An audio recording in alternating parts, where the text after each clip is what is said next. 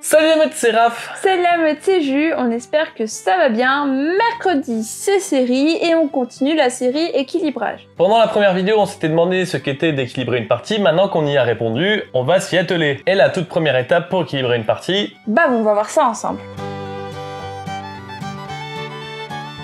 Le point de départ. Ça y est, vous savez que vous voulez faire une compo équilibrée, mais si vous n'avez pas de carte, pas de compo... Pas d'équilibrage possible. Bah ouais. Et pour équilibrer une compo, faut déjà avoir une compo ou avoir matière à faire une compo. C'est ça, et du coup on va chercher matière à faire une compo. Comment est-ce qu'on passe de j'ai des cartes dans un paquet devant moi à j'ai une compo? Il va falloir choisir des cartes. Il va falloir en sélectionner. Vous avez plusieurs possibilités. Moi, j'en ai trouvé 3.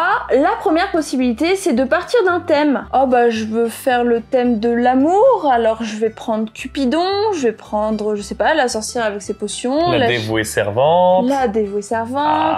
Virginia Woolf du loup-garou américain qui rend amoureux quelqu'un d'elle, mais elle s'en fout de la personne. Et on peut décliner la partie autour de l'amour. Ok, d'accord. Ouais, c'est vrai que partir de thématiques, en plus il y a de quoi faire, hein. Sur le thème animalier, Ultimate Werewolf propose énormément de rôles sur des thèmes différents, donc on peut faire le thème Halloween, on peut faire le thème créature, enfin on peut imaginer plein de choses, les métiers aussi, hein, les métiers de village, c'est une option très intéressante et c'est vrai que ça peut faire un bon point de départ. Deuxième possibilité, vous pouvez partir de rôle. Alors là il y a ma technique, je prends tout mon paquet, je le scroll et dès qu'il y a un rôle qui me plaît, paf, je le mets de côté. Et je fais ça sur tout le paquet, et ça va très vite parce que je connais les noms des rôles, et du coup je me retrouve avec un paquet de cartes que j'ai envie de jouer. Plutôt 5-6 ou plutôt 40-60? Je pense que ça m'est déjà arrivé d'en avoir 16 alors que j'avais que 9 joueurs.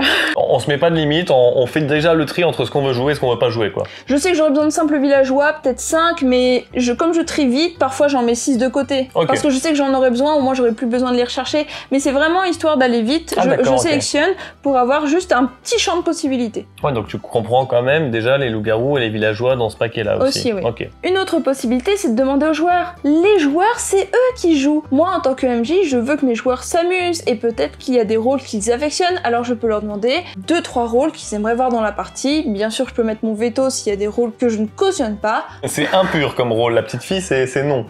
En général, ça se passe bien. Et c'est vrai qu'il est possible que votre cerveau fonctionne mieux sous la contrainte et votre créativité va se débloquer une fois qu'on vous aura entre guillemets imposer un rôle à mettre dans la compo. C'est vrai que j'ai souvent mes petites habitudes, il y a des rôles que je joue jamais, parfois on me force à les mettre et finalement ma créativité se crée et ça change mes habitudes. Et toi Raph, quelle est ta technique? Moi la technique de choisir des rôles, je l'aime bien, je l'utilise aussi. Alors pas de la même façon, c'est-à-dire que moi en général je choisis 2-3 rôles que j'ai envie de jouer et ensuite j'adapte ma compo. Enfin c'est un peu l'inverse de toi, tu prends plein de trucs et ensuite t'enlèves, moi j'en prends quelques-uns et ensuite je remplis. Il y en a une autre que j'ai des fois qui est proche de celle de choisir des rôles, mais qui est plutôt de créer des situations de gameplay un peu particulières. Par exemple, le truc typique que les joueurs de tierce-lieu utilisent, c'est de mettre et le villageois, qui est un villageois que tout le monde connaît villageois, et l'infecte père des loups qui, lui, peut, une fois par partie, transformer un joueur en loup-garou. Alors, est-ce que le villageois a été transformé en loup-garou par le père des loups ou pas? Voilà, ça c'est une question qui se pose et qui va peser sur le village pendant toute la partie. Il m'est arrivé de faire la même chose avec l'horrible sectaire, l'abominable sectaire, de sélectionner parmi les deux camps du village un camp avec une seule personne dedans. Parce que si tu élimines cette personne, l'abominable sectaire peut gagner, mais cette personne peut elle-même être abominable sectaire. Ça crée des gros mind games un peu compliqués. Voilà, bon, en général, c'est ce genre de choses que j'aime bien faire. Mais ça demande quand même de vraiment très bien connaître les mécaniques pour éviter de faire des choses trop absurdes ou trop abusées, quoi. Si t'es nouveau sur la chaîne, j'en profite pour te dire que cet épisode fait partie d'une série. Il y aura plein d'épisodes qui t'expliqueront comment bien MJ et des astuces pour MJ, il y en a déjà plein sur la chaîne, donc n'hésite pas à t'abonner. Et mettre la petite cloche pour être tenu au courant de la sortie de toutes les vidéos et va faire un tour dans nos playlists, on a des trucs sympas pour toi. Un troisième axe qu'on peut prendre pour avoir un début de compo, c'est de partir justement des contraintes de difficulté du jeu. Est-ce qu'on veut que le jeu soit adapté aux débutants ou plutôt à des joueurs expérimentés? Des joueurs expérimentés, on peut prendre n'importe quel rôle et leur expliquer en 30 secondes, ils ont compris. Avec des débutants, faut peut-être pas trop sortir des rails, prendre des rôles simples à comprendre sur un territoire déjà maîtrisé, les classiques chasseurs, sorcières voyantes, etc., etc. Effectivement, moi, avec mes joueurs expérimentés, je vais essayer de leur mettre des bâtons dans les roues, leur mettre des rôles un peu plus complexes qui vont leur demander de plus réfléchir, alors que les débutants, je vais essayer de leur mettre des rôles qui leur donnent plein d'informations, plein de clés pour trouver les loups-garous, comme des rôles de voyance mineure, majeure, etc.